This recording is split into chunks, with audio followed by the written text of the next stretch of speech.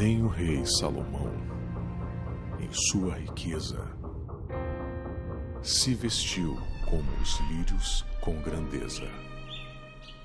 Se veste assim a flor, que logo vai murchar. Muito mais de você Deus cuidará. Olá, que a graça e a paz do Senhor esteja com você, com a sua família. Estamos juntos mais uma vez para mais um momento de louvor, de meditação na palavra do Senhor, feito pela Igreja Batista em Ponte Preta, nesse tempo em que ainda estamos obedecendo aos nossos governantes, às autoridades que têm nos orientado a ficarmos em casa. É o melhor a fazer e assim estamos fazendo, sempre pedindo aos irmãos que continuem orando por toda essa situação, para que Deus continue trabalhando em nossas vidas, no nosso estado, do nosso país e no mundo por inteiro. Que Deus nos abençoe. Vamos meditar na palavra do Senhor. Se buscares a minha face ao invés das minhas mãos, se orares uns pelos outros e não por coisas vãs, então os ouvirei e os perdoarei, sararei a terra e suas feridas. Eu me levantarei para os defender, defenderei o povo que leva o meu nome. Então me lembrarei das minhas promessas, ouvirei as preces, sararei a terra. eu seguirei de novo, ainda nesse tempo, como um só povo que pede por renovo. Hoje nós vamos pensar um pouco acerca da vida de Daniel e do exemplo de vida que ele deixou para todos nós. O tema da mensagem é oração, um estilo de vida. Vou ler o versículo 10 do capítulo 6 e convido você para acompanhar também esta leitura da palavra do Senhor. Assim diz o texto bíblico. Quando Daniel soube que o edital estava assinado, entrou em casa, no seu quarto, em cima, onde estavam abertas as janelas que davam para o lado de Jerusalém. E como antes costumava fazer 3 vezes ao dia, ajoelhou-se, orou e deu graças diante do seu Deus. Daniel foi um homem de oração. Muito da sua vida, daquilo que ele realizou, foi alimentado pelo poder da oração. Ao ler sobre Daniel, encontramos um caminho conhecido por muitos, mas ainda desconhecido ou esquecido por uma parcela considerada de cristãos em nossos dias. É fato que precisamos orar. Se não oramos, é uma outra história. Daniel é prova que Deus ouve, dirige e se agrada dos servos que oram. A oração transforma o intercessor. A oração transforma também as pessoas que estão próximas ao intercessor. A oração transforma o mundo. Muito tem sido dito acerca da oração através dos tempos. Eu quero destacar para você agora algumas frases ou alguns pensamentos de alguns autores acerca desse tema ou dessa disciplina, a oração, porque estamos em busca, na nossa reflexão, de pensar na oração como um estilo de vida. Pastor Fernando Brandão disse que orar é conversar com Deus. A oração é um diálogo, não um monólogo. Gregory Friesel afirmou que oração é um relacionamento, muito mais do que um mero ritual ou disciplina. Sammy Tippit, grande evangelista norte-americano, disse que a oração é a comunhão de dois corações, o coração de Deus e o coração do homem. E quando esses dois corações se unem, algo acontece. Deus aviva o coração do crente. E quando muitas pessoas começam a orar, é criada uma atmosfera de avivamento na igreja. André Murray afirmou que a maior parte das igrejas não sabe que Deus governa o mundo por meio das orações dos seus santos. Reverendo Hernando Dias Lopes afirmou que o inimigo sabe que o Deus soberano escolheu agir por intermédio das orações do seu povo. Pela oração, tocamos o mundo inteiro. A oração move a mão onipotente de Deus. Quando oramos, tornamo-nos cooperadores de Deus no governo de Deus. Volto a citar Dr. Gregory Friesel. Ele afirmou ainda sobre oração que a verdade é que todos nós precisamos decidir gastar tempo de qualidade com Deus. Certamente, quanto mais fazemos isso, mais fácil vai ficando. Mas Satanás nunca deixa de tentar nos fazer negligenciar o tempo de oração. Spurgeon afirmou certa vez: sempre que Deus deseja realizar algo, Ele convoca o seu povo a orar. O Hernando Dias Lopes, volto a citá-lo, ele disse ainda que quando a igreja ora, os céus se movem, o inferno treme e coisas novas acontecem. E eu termino as citações com Samuel Chandevik, quando ele disse que a única preocupação do diabo é impedir o crente de orar. Ele não teme estudos, trabalho e religião sem oração. Ele ri de nossa labuta, zomba de nossa sabedoria, mas teme quando oramos. Daniel era um nobre. E ele nasceu em Jerusalém aproximadamente em 623 a.C., durante a reforma de Josias, no princípio do ministério de Jeremias. É interessante observar isso.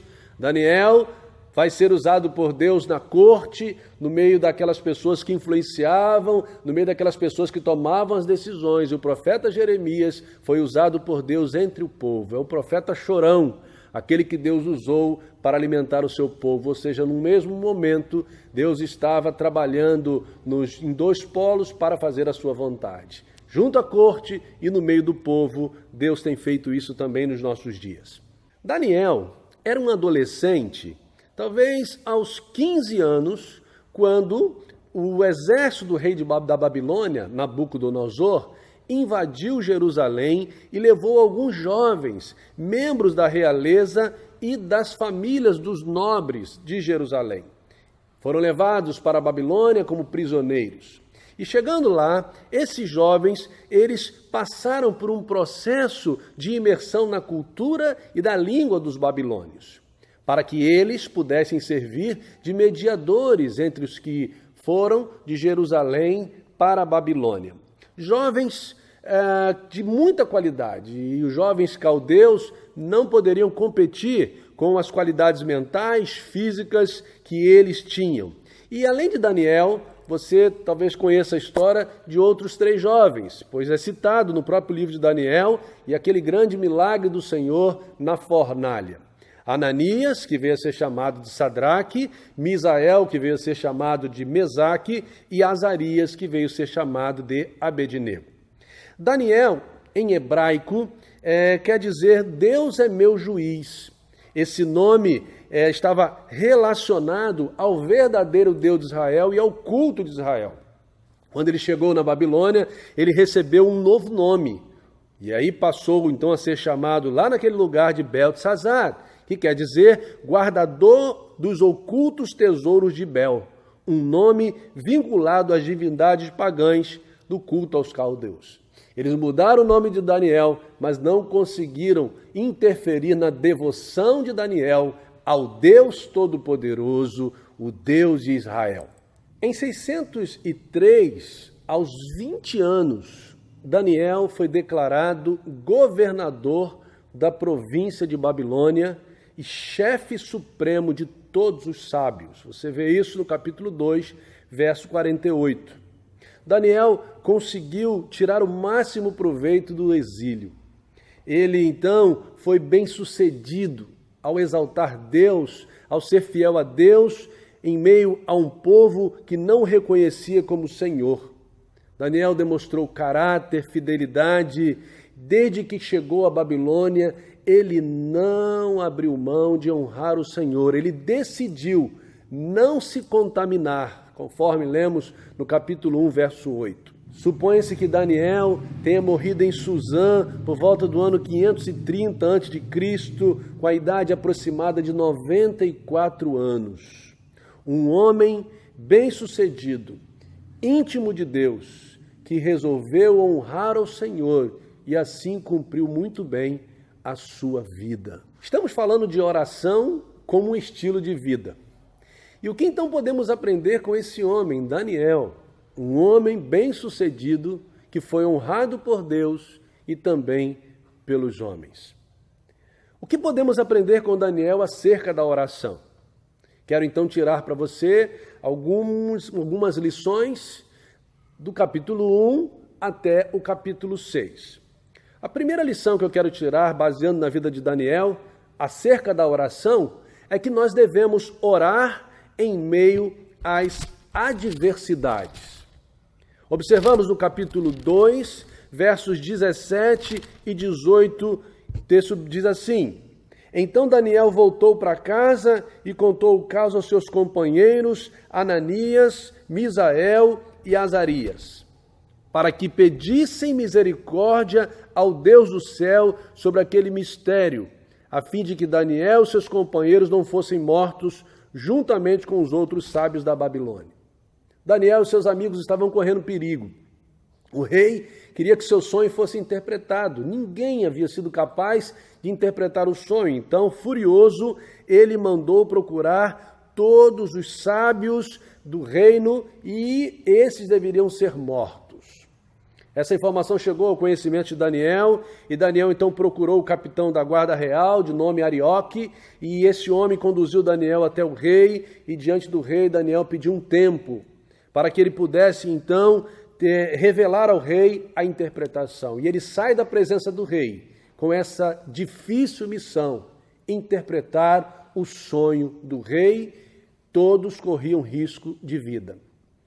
E nós observamos no texto que eu acabei de ler que Daniel, ele procura os seus amigos e ele então pede aos amigos para que eles estivessem clamando ao Senhor por misericórdia, clamando ao Senhor para que Deus atendesse aquela realidade, aquela situação, para que Deus revelasse o sonho do rei. Então, ele e seus companheiros foram para o altar do Senhor em oração, lembrando que havia uma fúria, o rei estava furioso com eles. E aí nós aprendemos com Daniel que nós devemos orar em meio às adversidades. Não podemos esquecer dessa lição preciosa. A situação era difícil. Ele e os seus amigos e outras pessoas corriam risco de vida. E ele, então, antes de qualquer coisa, ele foi para o altar do Senhor. Ele nos ensinou a orar. Vivemos um tempo difícil, não sabemos muito o que fazer, estamos vivendo dias de adversidade. Daniel vai nos ensinar, devemos orar em meio às adversidades. Avança um pouco mais para aprender com Daniel. A nossa segunda lição está baseada nos versos 29 e 30 do capítulo 2. Devemos orar em meio ao desconhecido. Daniel não tinha a menor noção do que o rei havia sonhado. E aí, quando ele agora estava na presença do rei, e Deus já havia dito a Daniel tudo, ele já tinha o segredo do rei, mas antes de revelar, ele disse: ó rei, quando eu estava deitado, o teu pensamento se voltou às coisas futuras, aquele que revela os mistérios te revelou o que acontecerá. E a mim foi revelado esse mistério, não por eu ter mais sabedoria entre os que vivem, mas para que a interpretação fosse revelada ao rei e para que entendesses os pensamentos do teu coração. Veja que Daniel faz questão de testemunhar ao rei acerca de quem ou aonde estava a fonte da sabedoria. Deus havia revelado a Daniel o mistério. Ele agora tinha a solução para a adversidade. Ele agora então vai nos ensinar que nós devemos orar em meio ao desconhecido.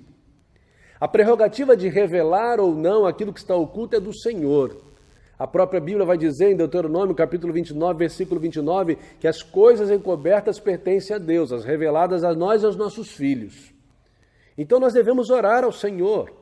Não estamos conseguindo compreender quantas e quantas pessoas têm se perguntado o que está acontecendo com o mundo, o que está acontecendo à nossa volta, o que está acontecendo na nossa cidade, no nosso país. Devemos orar, porque o Deus soberano, o Deus onisciente, Ele nos ouve. Então, em meio ao desconhecido, quando não sabemos o que fazer, devemos orar, devemos clamar, devemos falar com aquele que sabe de todas as coisas. Daniel, ele estava numa situação muito difícil. As pessoas estavam correndo risco de vida. Daniel não perdeu tempo. Ele foi falar com Deus, com aquele que conhece todas as coisas. Do capítulo 1 ao 6, temos muitos detalhes e o nosso tempo não nos permite explorar tantos detalhes. Então agora eu quero convidar você para lá para o capítulo 6 e desafiar que na sua casa você depois leia todos esses capítulos. E agora nós estamos diante de uma outra lição, que está baseada exatamente no verso que nós lemos no início dessa reflexão. E aprendemos com Daniel que nós precisamos orar privadamente. Porque Daniel agora estava numa outra circunstância difícil.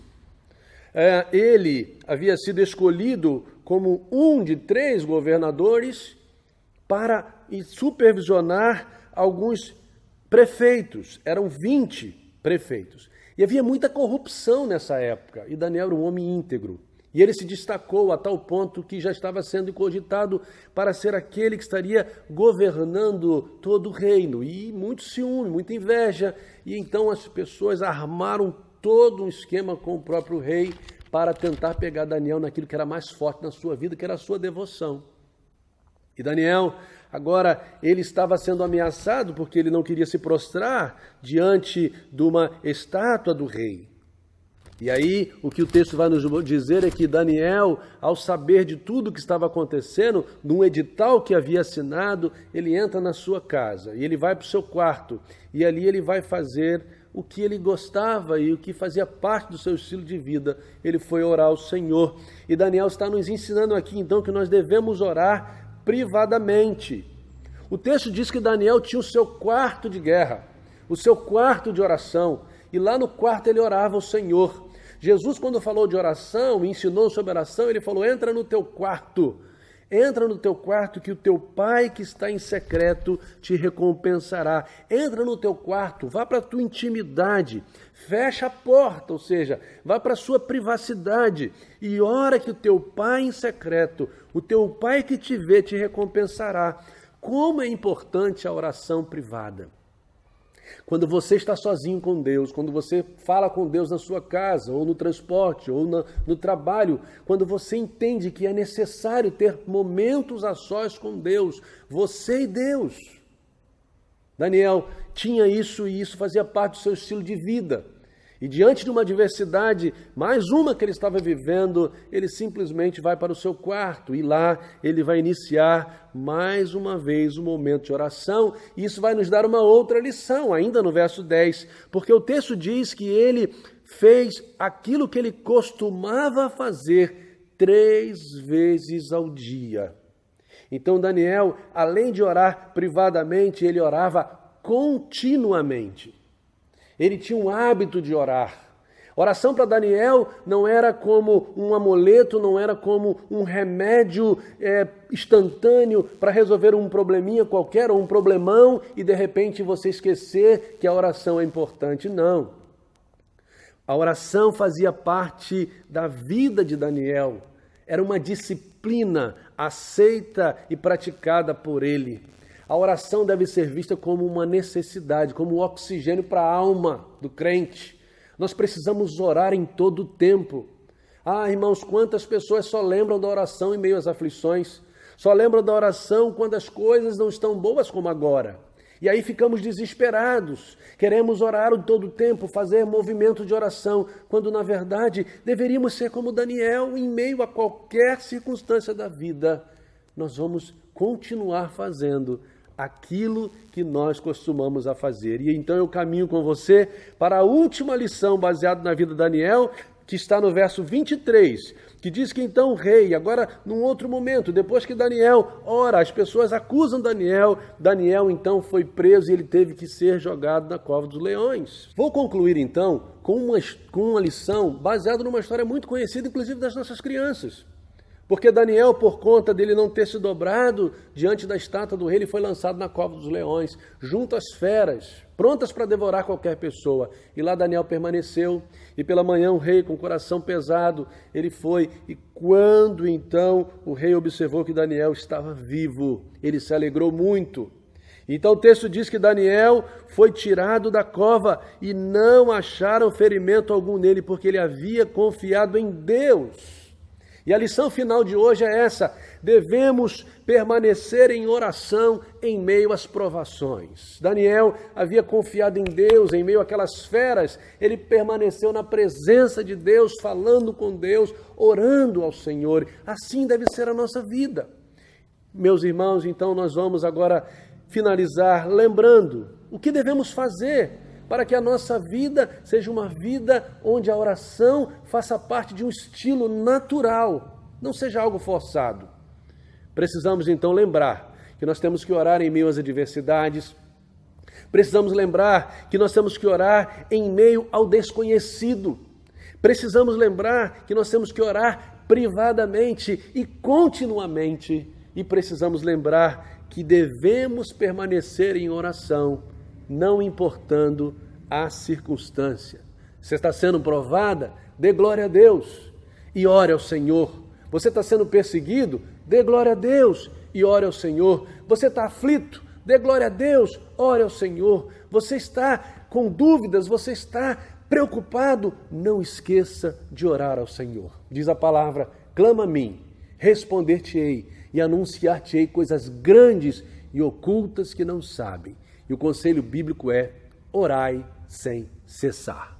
Que Deus te abençoe, que Deus continue motivando você, a mim, a igreja do Senhor Jesus nesse tempo, para que possamos orar, porque quando oramos, Deus muda as situações.